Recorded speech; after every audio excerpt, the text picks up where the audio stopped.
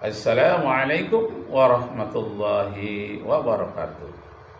Tidak sadar sedang dijajah. Bangunlah, hei pribumi. Naskurullah syukran katsira bi qiraatil hamdalah ala hidayatihi wa taufiqihi alladzi nahnu na'isu biha. Wa nusallimu ala sayyidina Muhammadin ala juhdihi wa bazlihi li tablighi syara'illah hidayatan lana. Sebelum saya membahas ini, qabla nabahas hadzal maudhu', sebelum saya membahas judul ini, saya ingin berselawat dahulu dengan selawat yang bervariasi. Ya Rasulullah, salamun alaik. Ya Rasulullah, salamun alaik. Ya Rafi asyani waddaraji udfatayadi ratal alami ya uhailal judi wal karami ya uhailal judi wal karami. Nah, Allahumma salli ala Muhammad wa ala ali sayyidina Muhammad. Nah, sekarang kita bahas bagaimana kita sadar bahwa diri kita ini sedang dijajah, ekonomi kita sedang dijajah, pola pikir kita sedang dijajah, pertambangan kita sedang dijajah, tanah-tanah kita di pinggir laut itu sedang dijajah, baik yang ada di Rempang, Kepri maupun yang ada di Banten, yang PIK 2, maupun sekarang ini yang berada di Bangka Belitung, begitu juga. Nauzubillahi min dzalik. Nah, bagaimana penjajahan ini harus kita hadapi? Siapa yang harus menghadapi? Rektor-rektor seluruh Indonesia, mahasiswa, sarjana-sarjana seluruh Indonesia. Gunakan penelitianmu, otakmu untuk menghadapi penjajahan kita ini sekarang sedang dijajah. Apa gunanya mahasiswa bayar uang kuliah banyak-banyak kalau sudah tamat dia terjajah? Terjajah oleh apa? Oleh kemiskinan. Padahal pertambangan emas di mana-mana dikuasai secara ilegal lagi oleh pengusaha-pengusaha dari Cina. Nah, belum lagi tentang tambang emas yang dikuasai, baik itu Amerika Serikat maupun yang dari Cina, baik yang di Morowali maupun yang di Papua, Freeport. Nauzubillahi min dzalik. Nah, Bapak Ibu saudara-saudara sekalian, perlu kita mengadakan penelitian-penelitian yang baru. Ini ada berita dulu, puluhan ribu petani Cina akan didatangkan ke Indonesia untuk menggarap pertanian di Indonesia supaya majunya seperti di Cina. Pernah pula akan mengundang rektor-rektor dari Cina untuk menggantikan rektor-rektor yang ada di Indonesia. Ada wacana seperti itu. Nah, sekarang bagaimana kita menjawabnya? Kalau perlu negara lain yang meminta rektor ke negara kita, negara lain mau belajar kepada penemuan-penemuan kita di Indonesia ini. Siapa yang akan bergerak membuat yang baru itu? Adalah rektor-rektor, wakil rektor, dekan-dekan, dan seluruh sarjana yang ada di perguruan tinggi memikirkan itu. Nah, sadar bahwa sekarang kita sedang terjajah, terhimpit. Bangkitlah, bangunlah dari keterhimpitan itu. Nah, sekarang kita belajar lagi kepada Afghanistan yang begitu terpuruk. 2 dekade, 2 kali perang melawan negara terbesar di dunia, superpower Rusia dengan Uni Sovietnya, Amerika dengan adidayanya. Masya Allah. Nah, bisa Afghanistan mengatasi sekarang rintangan alam lingkungannya. Bagaimana agar tidak ada pengangguran? Nah, Afghanistan patut di segi ini kita jadikan tempat belajar yang lebih efisien. Salah satu pendekatan yang menjanjikan Ini adalah Afghanistan irigasi tetes yang mengalirkan air langsung ke akar tanaman sehingga meminimalkan pemborosan. Di Provinsi Nangarhar, Afghanistan, metode ini telah terbukti berhasil, memungkinkan petani menanam tanaman dengan lebih sedikit air. Demikian pula, mengganti tanaman yang membutuhkan banyak air seperti gandum dan almond dengan varietas yang lebih tahan. Almond ini, kacang almond ini katanya dimakan merangsang kecerdasan. Itu rahasia kecerdasan orang Yahudi dan Palestina. Orang menyebutnya juga dengan kacang Arab. Masya Allah. Ingat itu. Wabtaghi fima ataka Allahu daral akhirah. ولا تنس نصيبك من الدنيا وأحسن كما أحسن الله إليك ولا تبغ الفساد في الأرض Inna Allah la yuhibbul mufsidin. Carilah, telitilah apa saja yang akan mendatangkan kebahagiaan besok di akhirat dengan tidak melupakan kebahagiaanmu di dunia. Nah, ini dia. Wala tansa nasibaka minad dunya. Bagaimana Rasulullah mengatakan antum a'lamu bi umurid dunyakum. Kamulah yang harus lebih banyak meneliti tentang kebahagiaan duniamu.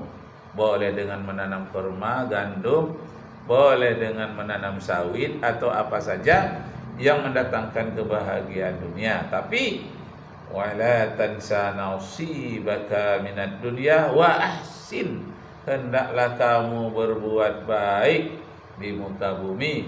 Wala tabghil fasada fil ardi, jangan sekali-kali merusak, berbuat kerusakan. Innallaha la yuhibbul mufsidin. Allah sangat benci kepada orang-orang yang berbuat kerusakan.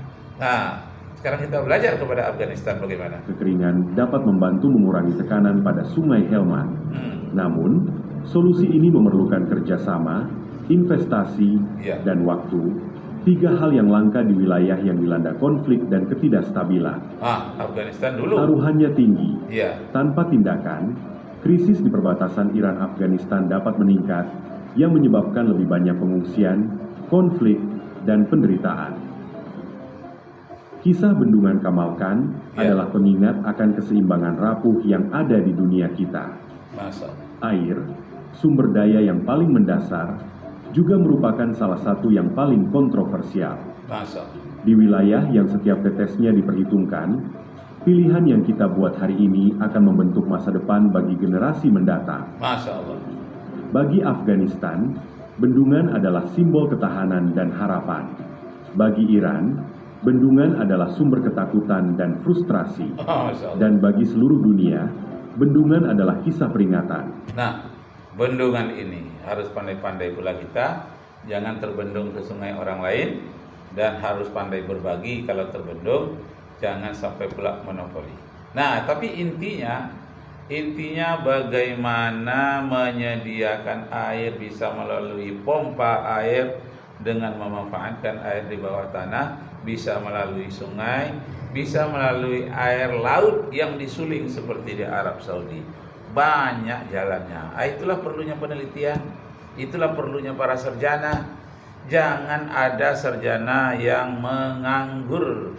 Berdosalah perguruan tinggi itu kalau ada sarjana yang menganggur, seperti kejadian pada Rian, seorang mahasiswa S2 ekonomi, tamatan dari UI. UI ini kan satu perguruan tinggi universitas yang sangat dihormati, yang sangat bergengsi.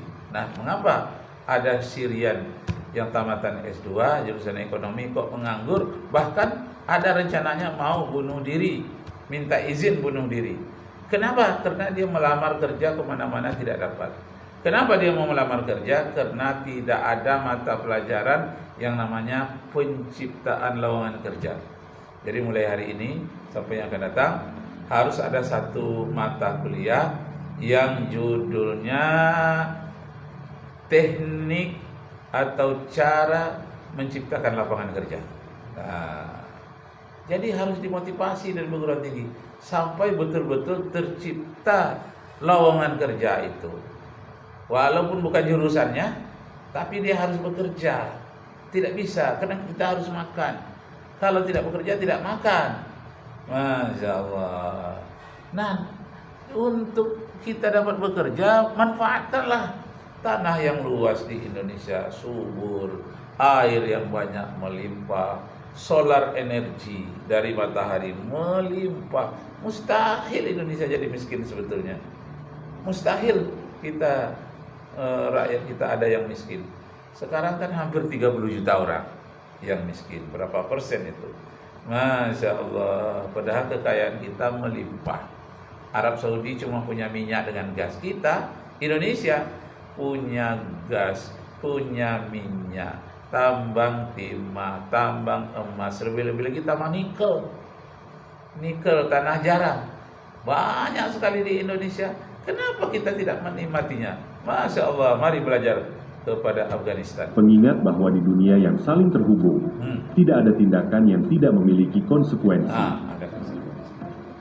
Saat badai debu terus bertiup melintasi perbatasan, pertanyaan yang muncul adalah, dapatkah kita menemukan cara untuk berbagi sumber daya yang kita semua andalkan sebelum terlambat? Terima kasih telah menonton. Dan jika Anda merasa video ini informatif, harap ingat untuk menyukai, mendukung seluruh masyarakat di lanskap yang tidak ramah. Namun, sungai ini tidak dapat diprediksi. Alirannya bergantung pada salju yang mencair dari pegunungan dan hujan musiman. Nah, ternyata sungai ini bisa menciptakan lapangan kerja berupa tambak ikan, tambak udang. Sungai bisa juga menciptakan dengan pompa air tertentu, menciptakan ladang gandum, ladang kentang. Sungai juga bisa menciptakan peternakan burung-burung, ikan, dan peternak banyak, bisa kerbau, bisa sapi, dan banyak lagi hal-hal di pinggir sungai yang merupakan kehidupan binatang yang bisa dijadikan hewan korban. Sapi, kerbau, rusa, entah apa lagi, banyak hewan-hewan yang bisa dimanfaatkan dagingnya oleh manusia. Luar biasa, termasuk kelinci juga. Kalau bekas dari padang pasir lalu dialiri air, banyak rumput-rumput di sana, itu bagus kelinci di sana. Karena kelinci hanya meneguk air dari tumbuh-tumbuhan saja. Dia tidak memerlukan air khusus seperti kambing dan unta. Allahu Akbar. Yang keduanya semakin tidak dapat diandalkan karena perubahan iklim. Kekeringan sering terjadi, dan ketika terjadi, konsekuensinya sangat menghancurkan. Tanaman gagal panen, ternak mati, dan orang-orang tidak memiliki air untuk minum atau irigasi. Dalam beberapa tahun terakhir, Afghanistan telah menghadapi beberapa kekeringan terburuk dalam beberapa dekade, dengan curah hujan turun menjadi hanya 45 hingga 60% dari rata-rata. Untuk mengatasi hal ini, Afghanistan telah beralih ke solusi lama, bendungan. Nah, bendungan. Jadi ada solusinya. Kalau di Jawa Barat terkenal dengan erat, melalui saluran air di atas bukit, melalui pipa-pipa yang dia buat. Entah berapa bulan dia bekerja sendiri. Akhirnya satu desa mendapatkan air semua. Masya Allah.